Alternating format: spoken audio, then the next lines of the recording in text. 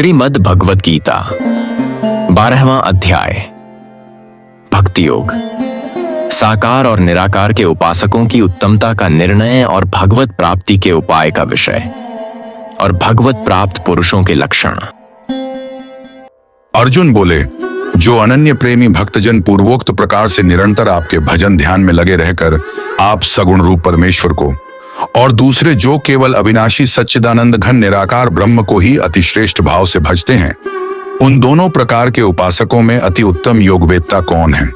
श्री भगवान बोले, मुझ में मन को एकाग्र करके निरंतर मेरे भजन ध्यान में लगे हुए जो भक्तजन अतिशय श्रेष्ठ श्रद्धा से युक्त होकर मुझ सगुण रूप परमेश्वर को भजते हैं, वे मुझको योगियों में अति उत्तम योगी मान्य हैं। परंतु जो पुरुष इंद्रियों के समुदाय को भली प्रकार वश में करके मन बुद्धि से परे सर्वव्यापी अकथनीय स्वरूप और सदा एकरस रहने वाले नित्य अचल निराकार अविनाशी सच्चिदानंद घन ब्रह्म को निरंतर एक ही भाव से ध्यान करते हुए भजते हैं, वे संपूर्ण भूतों के हित में रत और सब में समान भाव वाले योगी मुझको ही प्राप्त होते हैं। उन सच्चिदानंद घन निराकार ब्रह्म में आसक्त चित्त वाले पुरुषों के साधन में परिश्रम विशेष है, क्योंकि देहाभिमानियों के द्वारा अव्यक्त विषय गति दुख पूर्वक प्राप्त की जाती है। परंतु जो मेरे परायण रहने वाले भक्तजन संपूर्ण कर्मों को मुझ में अर्पण करके मुझ सगुण रूप परमेश्वर को ही अनन्य भक्ति योग से निरंतर चिंतन करते हुए भजते हैं, हे अर्जुन, उन मुझ में चित्त लगाने वाले प्रेमी भक्तों का मैं शीघ्र ही मृत्यु रूप संसार समुद्र से उद्धार करने वाला होता हूँ। मुझ में मन को लगा और मुझ में ही बुद्धि को लगा, इसके उपरांत तू मुझ में ही निवास करेगा,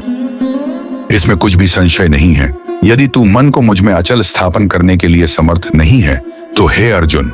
अभ्यास रूप योग के द्वारा मुझको प्राप्त होने के लिए इच्छा कर। यदि तू उपर्युक्त अभ्यास में भी असमर्थ है, तो केवल मेरे लिए कर्म करने के ही परायण हो जा। इस प्रकार मेरे निमित्त कर्मों को करता हुआ भी मेरी प्राप्ति रूप सिद्धि को ही प्राप्त होगा। यदि मेरी प्राप्ति रूप योग के आश्रित होकर उपर्युक्त साधन को करने में भी तू असमर्थ है, तो मन बुद्धि आदि पर विजय प्राप्त करने वाला होकर सब कर्मों के फल का त्याग कर। मर्म को न जानकर किए हुए अभ्यास से ज्ञान श्रेष्ठ है, ज्ञान से मुझ परमेश्वर के स्वरूप का ध्यान श्रेष्ठ है, और ध्यान से भी सब कर्मों के फल का त्याग श्रेष्ठ है, क्योंकि त्याग से तत्काल ही परम शांति होती है। जो पुरुष सब भूतों में द्वेष भाव से रहित, स्वार्थ रहित, सबका प्रेमी और हेतु रहित दयालु है तथा ममता से रहित, अहंकार से रहित, सुख दुखों की प्राप्ति में सम और क्षमावान है, अर्थात अपराध करने वाले को भी अभय देने वाला है, तथा जो योगी निरंतर संतुष्ट है, मन इंद्रियों सहित शरीर को वश में किए हुए है और मुझ में दृढ़ निश्चय वाला है, वह मुझ में अर्पण किए हुए मन बुद्धि वाला मेरा भक्त मुझको प्रिय है, जिससे कोई भी जीव उद्वेग को प्राप्त नहीं होता और जो स्वयं भी किसी जीव से उद्वेग को प्राप्त नहीं होता, तथा जो हर्ष अमर्ष भय और उद्वेग आदि से रहित है, वह भक्त मुझको प्रिय है। जो पुरुष आकांक्षा से रहित, बाहर भीतर से शुद्ध चतुर, पक्षपात से रहित और दुखों से छूटा हुआ है, वह सब आरंभों का त्यागी मेरा भक्त मुझको प्रिय है। जो न कभी हर्षित होता है, न द्वेष करता है, न शोक करता है, न कामना करता है, तथा जो शुभ और अशुभ संपूर्ण कर्मों का त्यागी है, वह भक्ति युक्त पुरुष मुझको प्रिय है।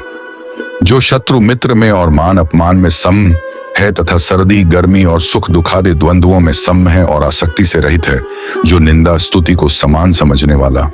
मननशील और जिस किसी प्रकार से भी शरीर का निर्वाह होने में सदा ही संतुष्ट है और रहने के स्थान में ममता और आसक्ति से रहित है, वह स्थिर बुद्धि भक्तिमान पुरुष मुझको प्रिय है।